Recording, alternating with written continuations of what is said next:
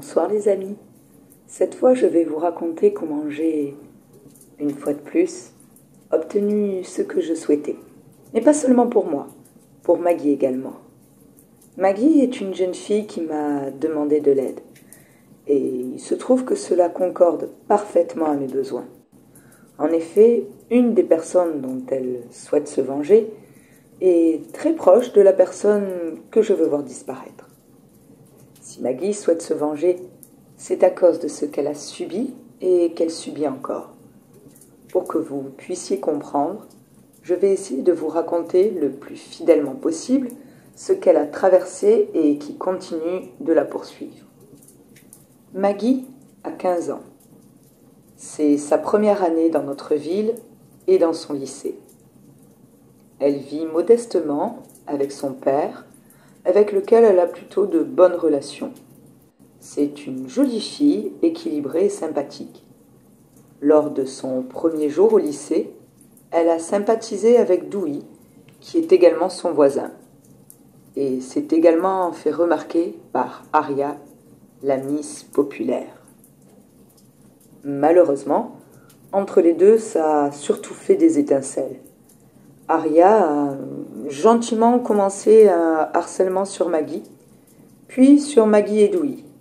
Parce que si Aria, elle, se fichait complètement de Dewey, c'était pas le cas de sa meilleure amie Emily, qui finit par décider que s'il n'était pas pour elle, même s'il était juste ami avec Maggie, il ne serait pour personne.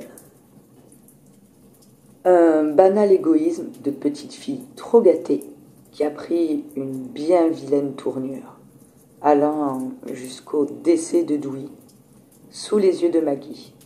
Et l'aberration est que personne ne croit Maggie, tant l'influence et l'emprise d'Aria et de sa famille sont importantes. Maggie continue de subir la cruauté sans limite de ses filles, et malgré les traces visibles sur son corps, notamment de brûlures, elle continue d'agir en toute impunité. Personne n'agit pour Maggie. Enfin, pour le moment. Je pense qu'elle a plus que bien fait de se confier à moi et j'espère continuer de faire ces quelques heures de permanence au lycée.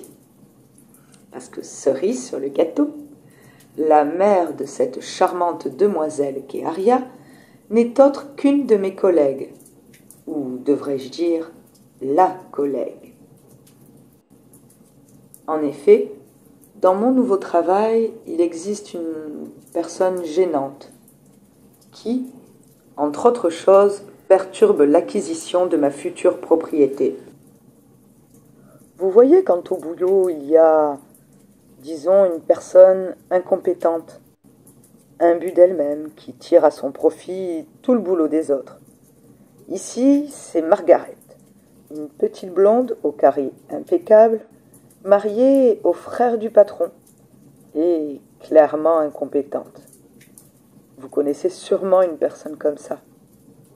Et il se trouve qu'elle est également la belle-sœur du maire, et qu'elle joue à fond de cette position pour obtenir certaines choses, aussi bien dans sa vie privée, comme pour couvrir les agissements de sa merveilleuse fille, ou pour servir ses intérêts, comme la fermeture d'un centre d'accueil pour les enfants, juste parce que le bruit des enfants dérangeait madame.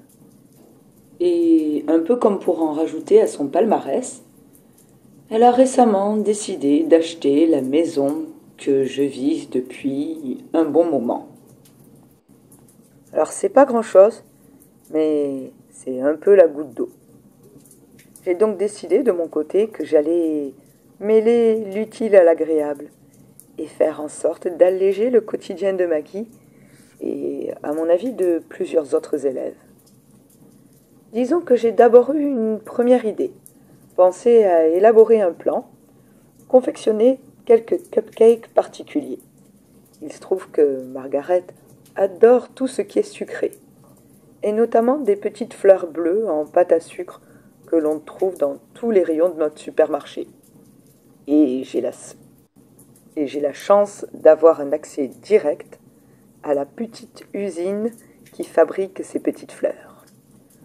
en empoisonnant un maximum de produits, un peu pour noyer le poisson dans l'eau, et que l'unique personne réellement visée passe plus ou moins inaperçue au milieu de toutes ces autres personnes atteintes.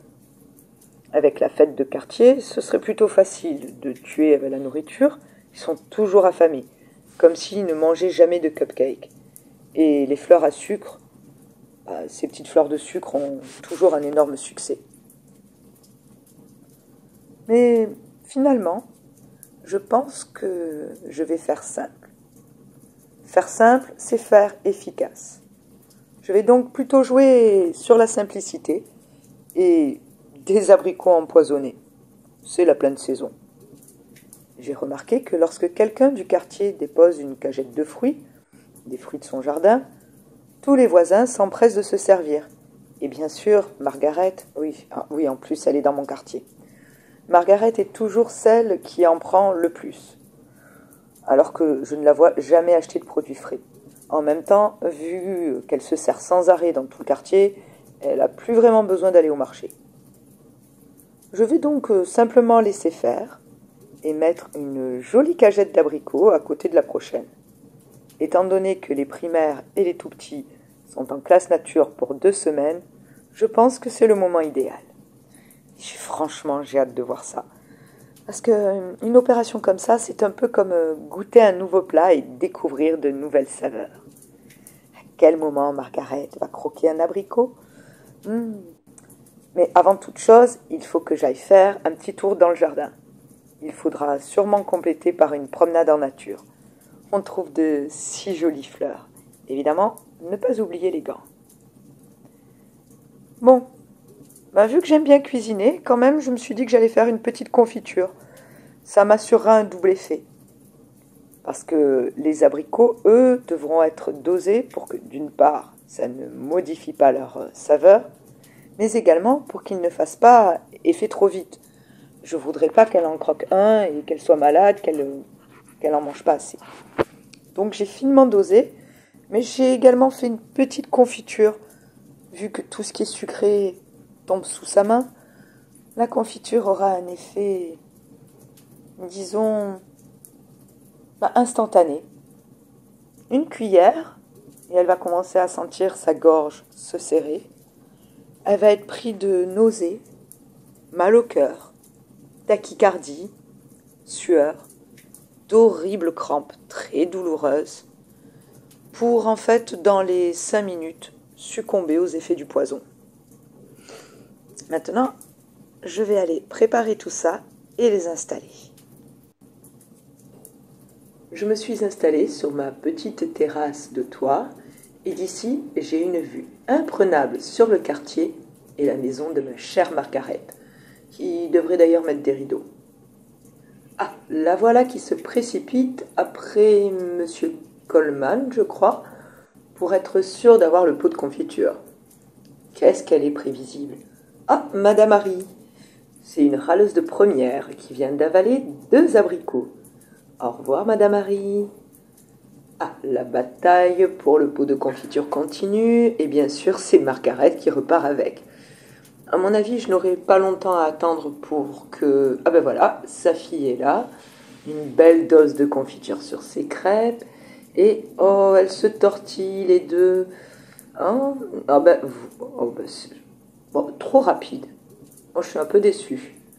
Voyons, Madame Harry a continué avec les abricots. Ah, oups. Là aussi, c'est plus rapide que ce que je pensais. Mince, c'est dommage. Oh, je suis déçue. C'est beaucoup moins drôle. Elle vient déjà de s'effondrer et Monsieur Coleman aussi. Oh zut, en même temps. Il ne reste qu'un abricot. Je vois pas qui irait... Ah si, un idiot le mange. C'est cet imbécile de Joe Parker.